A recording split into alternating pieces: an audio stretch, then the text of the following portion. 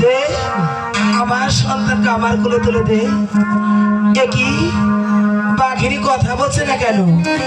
একটিবার জিজ্ঞাসা করে দেখি বাঘিনীর কি হয়েছে। এই বাঘিনী কথা বলছিস না কেন?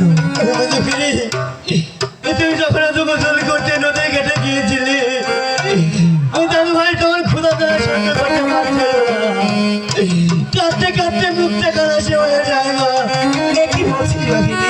আমি তা সহ্য করতে পারিনি। আমি সহ্য করতে না পেরে চলে গিয়েছিলাম নদীর ঘাটে। তোকে ডাকতে ফিরে এসে কি দেখি জানিস মা? কি দেখেছিস বাঘিনী? তোর বুকের মানে তোর নারী সাদা নেই জানাই নেই মা।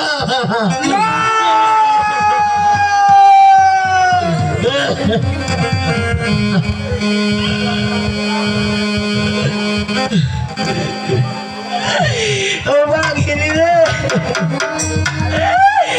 ওই বাঘিনী, সেদিন তো তোর সাথে আমার দেখা হয়েছিল বাঘিনী।